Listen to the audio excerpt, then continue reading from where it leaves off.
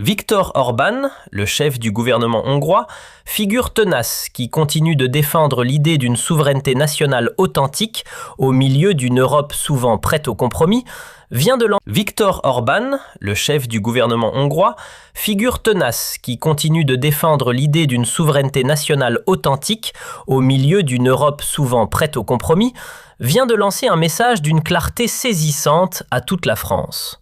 Un avertissement limpide, direct, impossible à interpréter de travers.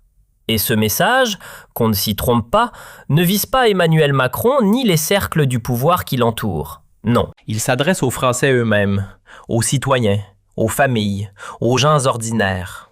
À vous, à moi, à chacun d'entre nous.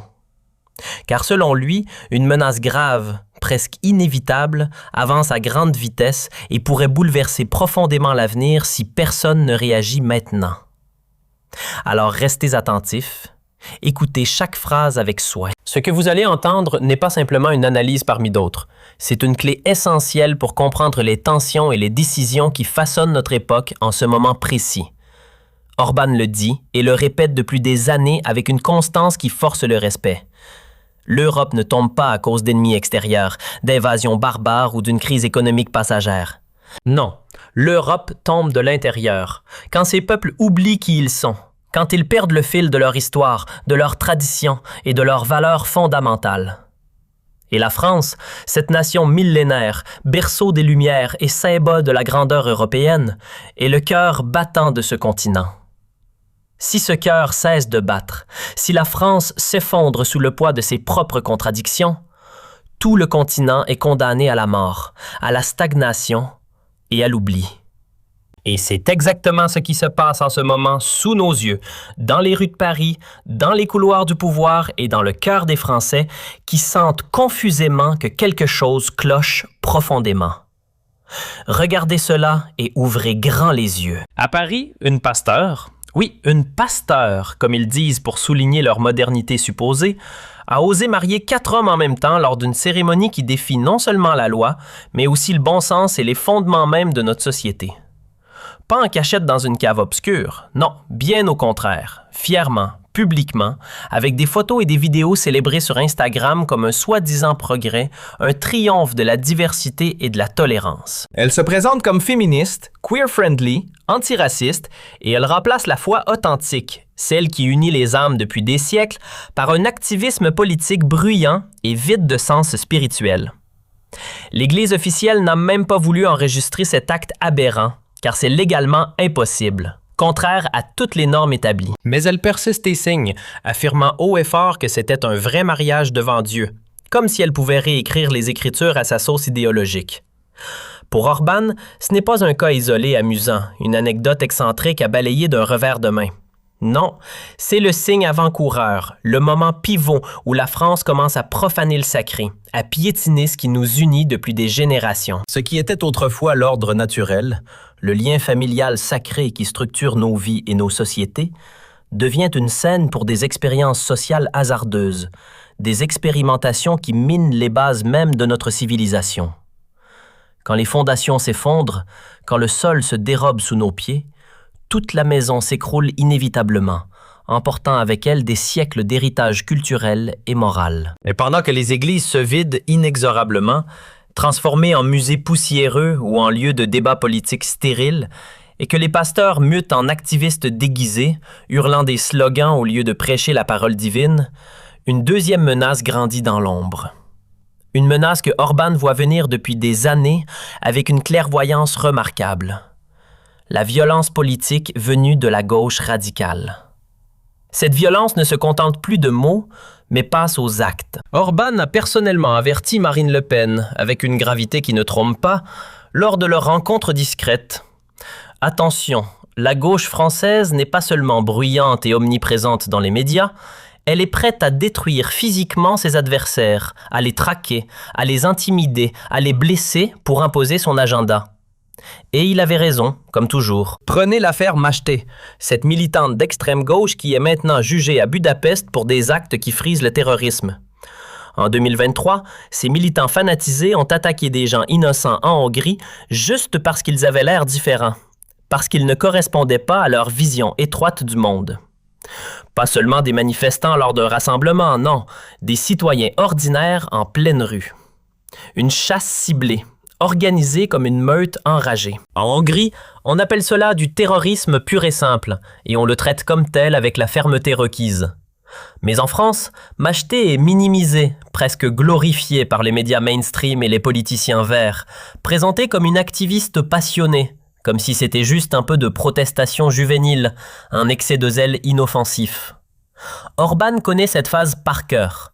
Il l'a vu et vécu dans les années 90 en Hongrie, quand le chaos post-communiste menaçait de tout emporter. Cela ne mène jamais au dialogue constructif, à la réconciliation ou au compromis.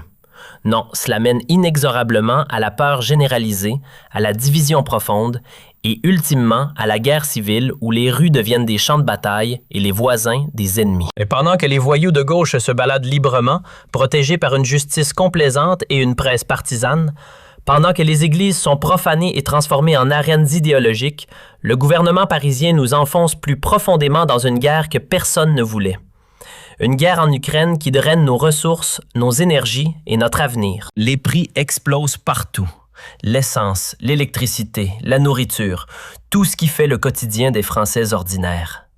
La classe moyenne, ce pilier de notre société, est écrasée sous les taxes, les réglementations et l'inflation galopante, réduite à survivre plutôt qu'à prospérer. Nos enfants n'ont plus d'avenir clair. Des écoles dégradées, des emplois précaires, une dette nationale qui les condamne avant même qu'ils ne commencent leur vie adulte. Un continent en guerre ne peut pas construire d'avenir solide. Il l'use, le grignote jour après jour jusqu'à ce qu'il ne reste que des ruines. Et qui porte le fardeau de tout cela? Pas les dirigeants dans leur villa officielle protégés par des gardes du corps et des privilèges exorbitants. Non, c'est toi, ta famille, tes voisins, les Français lambda qui triment pour un système qui les trahit.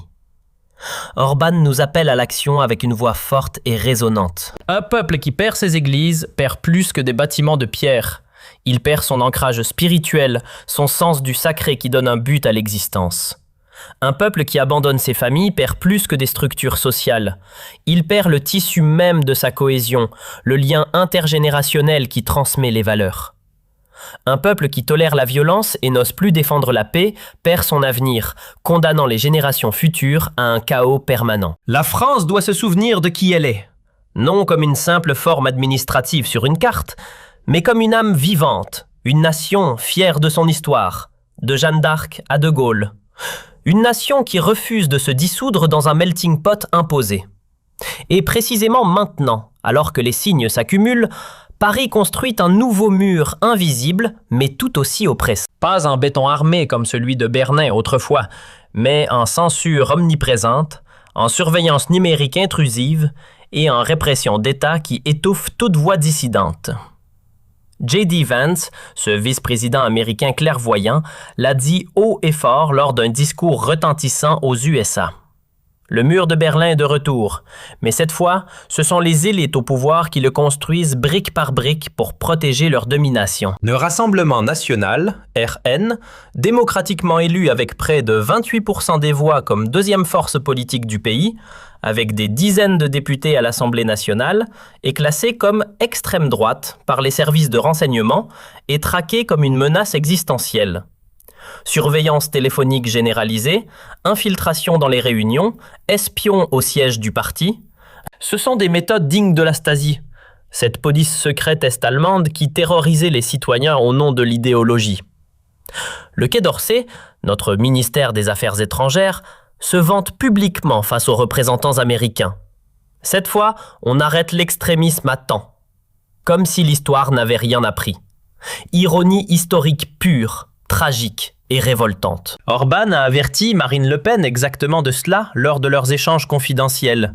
D'abord diffamée dans les médias, ensuite criminalisée par des enquêtes bidons, ensuite interdite purement et simplement. Et maintenant, cela se passe en direct, sous nos yeux, avec des lois sur la haine en ligne qui musellent la liberté d'expression, des perquisitions arbitraires et des procès politiques qui rappellent les heures sombres. Le RN ne veut exclure personne. Au contraire, il veut inclure tous les Français dans un projet commun de renaissance. Le ARN veut empêcher que la France soit dissoute dans un globalisme sans âme, protéger les frontières pour sauvegarder notre identité, préserver la culture qui nous rend uniques, renforcer la famille comme cellule de base de la société. Orbán n'appelle pas cela de l'extrémisme. Il appelle cela la légitime autodéfense d'une nation qui refuse de disparaître. Orbán a averti, mot pour mot en substance, lors d'une conversation privée: « Fais attention à toi. On sait tous comment est la gauche en France, prête à tout pour garder le pouvoir. » Pendant que Paris diabolise Viktor Orbán, le dépeignant comme un dictateur rétrograde et en faisant l'ennemi numéro 1 de l'Europe progressiste, il est courtisé à Washington comme un partenaire estimé, un allié fiable dans un monde instable. Donald Trump, de retour au pouvoir, vient de l'assurer personnellement à Orbán. Lors d'un sommet bilatéral, la Hongrie peut continuer à recevoir du gaz et du pétrole russe sans entrave, complètement à l'abri des sanctions européennes qui étranglent les autres. Trump sait bien que l'énergie, c'est la vie elle-même, l'approvisionnement vital qui permet aux économies de tourner, aux familles de se chauffer, à l'avenir de se construire sans dépendre de caprices géopolitiques. Et pendant que Trump construit des ponts diplomatiques solides et sécurise les flux énergétiques pour des alliances durables, Emmanuel Macron veut punir la Hongrie, serrer la vis avec une férocité revancharde et mettre le pays au pas, comme un maître d'école réprimandant un élève récalcitrant. Dans une interview récente diffusée sur les chaînes internationales, Macron a lancé des menaces non équivoques contre la Hongrie et son premier ministre Viktor Orbán, allant jusqu'à évoquer des conflits plus durs et menaçant ouvertement de couper les fonds européens essentiels au développement du pays. Tout cela sous prétexte que la Hongrie violerait prétendument l'état de droit, un concept vague brandi comme une arme pour imposer l'uniformité. Macron veut rééduquer la Hongrie à sa manière, l'obliger à adopter les normes libérales parisiennes alors qu'il n'est que président de la France, pas empereur de l'Europe. Comment un président français peut-il croire qu'il peut dicter à un autre État souverain comment gouverner ses affaires intérieures? Comment éduquer ses enfants? Comment protéger sa culture? Orbán le dit bien, avec une pointe d'ironie mordante. L'arrogance de la France dans le U est à peine supportable, un vestige d'un impérialisme qui refuse de mourir. Les attaques de Macron ne viennent pas de nulle part. Elles font partie d'une stratégie à grande échelle orchestrée depuis Bruxelles et Paris. Une machination pour briser les résistances nationales. Il parle d'unité européenne et de compétitivité économique comme des mantras sacrés.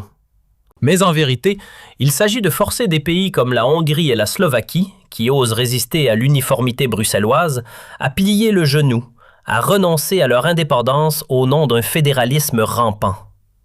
Sa soi-disant coalition des volontaires n'est rien d'autre qu'un plan perfide, une alliance des puissants pour écarter les nations récalcitrantes, les marginaliser et les faire taire par tous les moyens, y compris financiers et judiciaires. Et c'est précisément là que Viktor Orbán fait obstacle. Cet homme qui défend la souveraineté de la Hongrie avec une détermination inflexible, un rempart contre les vents de la globalisation déracinée. Et c'est exactement pour cela qu'Ursula von der Leyen, cette présidente de la Commission européenne, évite Orbán comme la peste, le voyant comme une menace pour son projet d'Europe unifiée sous sa botte. Récemment, von der Leyen a exigé publiquement, lors d'une conférence de presse tonitruante, que la Hongrie autorise la Budapest Pride Parade sans conséquences ni restrictions, comme si Bruxelles avait le droit de dicter les mœurs d'un pays souverain. Elle se mêle des affaires intérieures avec une audace stupéfiante, veut imposer ses vues sur la protection de l'enfance, sur l'éducation sexuelle et sur les valeurs familiales. Von der Leyen a déclaré « Je suis toujours à vos côtés ». Mais à côté de qui exactement? Des militants LGBTQ+, ou des familles hongroises traditionnelles? La Hongrie répond fermement « Non ». Notre culture, nos valeurs, la protection de nos enfants contre toute forme d'idéologie intrusive, c'est nous qui décidons à Budapest, pas à Bruxelles ni à Strasbourg. Et maintenant, le coup de massue absolu, celui qui fait trembler les élites. Orbán a annoncé publiquement, dans un discours retentissant à Budapest, que le prochain gouvernement français, espérons-le avec le RN à sa tête, doit impérativement réduire l'influence française dans l'UE, briser cette domination qui étouffe les autres nations. Il veut une réorganisation complète de la droite en Europe, une alliance des patriotes qui mette fin à la suprématie parisienne. Plus de dominance de Paris, plus d'hégémonie française qui impose son idéologie libérale à tous les autres pays, du Portugal à la Pologne. Orbán ne parle plus à Macron que lors de grands événements officiels, par pure courtoisie diplomatique et classique pour maintenir les apparences. Mais derrière les portes closes, dans les coulisses du pouvoir réel, il mène ses vrais échanges, ses discussions stratégiques exclusivement avec Marine Le Pen et ses proches. Cela se voit clairement à la multitude de rencontres documentées, de photos, de communiqués et de fuites qui circulent malgré les efforts pour les cacher. Ce ne sont pas des théories conspirationnistes de droite que l'on diffuse ici pour faire du buzz. C'est tout simplement la réalité brute, vérifiable par quiconque ose regarder au-delà des narratifs officiels. Orbán a lancé un avertissement cristallin, urgent et sans filtre à tous les citoyens de France et il ne souhaite rien de plus ardemment qu'un gouvernement RN à la tête de ce pays pour redonner à la France sa grandeur perdue. Orbán veut une Europe des nations souveraines, une Europe qui respire à nouveau librement, sans les chaînes de Bruxelles, une Europe qui palpite et vit l'énergie de ses peuples divers. Il le dit sans ambiguïté, avec une franchise rafraîchissante. Une Europe française, une Europe sous commandement parisien, avec ses dictats culturels et économiques, c'est la dernière chose dont on a besoin en ces temps troublés. On a besoin d'une Europe de peuples forts et confiants en eux-mêmes, pas d'une Europe télécommandée, bridée et uniformisée depuis Paris ou Berlin. Ursula von der Leyen, cette femme issue de la CDU allemande mais alliée objective des libéraux français, Orbán la déteste profondément pour ses assauts répétés contre la souveraineté et son rôle d'archi-ennemi de toute indépendance nationale. Elle veut forcer les drapeaux arc-en-ciel sur Budapest, imposer une parade qui heurte les valeurs traditionnelles et exposer les enfants hongrois, et par extension tous les enfants européens, au lavage de cerveau idéologique, à l'endoctrinement gender qui confond les esprits et dissout les identités. Orbán tonne en retour avec une voix qui porte loin. Absolument pas. Nous protégeons notre jeunesse contre ces influences pernicieuses. C'est précisément pour cela qu'il est l'homme de l'heure, le leader providentiel, le seul qui a encore le courage de dire non face à la machine bruxelloise, de résister aux pressions et de défendre ce qui compte vraiment. Le vrai problème, au fond, c'est cette élite politique déconnectée des réalités du terrain, qui cache la nudité crue de ses échecs derrière de hautes paroles morales vides, des slogans sur la diversité et l'inclusion qui masquent une uniformisation forcée. Qui croit naïvement qu'un pays devient stable par le contrôle omniprésent, la tutelle bureaucratique et la surveillance constante, plutôt que par une vraie confiance dans les gens, dans leur bon sens et leur attachement à la patrie? Qui pense que la démocratie authentique signifie expliquer constamment au peuple ce qu'il doit penser, voter et dire, au lieu de le servir enfin à nouveau, d'écouter ses aspirations et de respecter sa volonté exprimée dans les urnes? Abonnez-vous à la chaîne dès maintenant pour ne rien rater des analyses qui dérangent. Tapez sur la cloche pour recevoir les notifications en temps réel et écrivez votre opinion dans les commentaires ci-dessous. Partagez vos expériences, vos craintes, vos espoirs pour la France. Ensemble, sauvons ces pays avant qu'il ne soit définitivement trop tard, avant que les dommages ne deviennent irréversibles.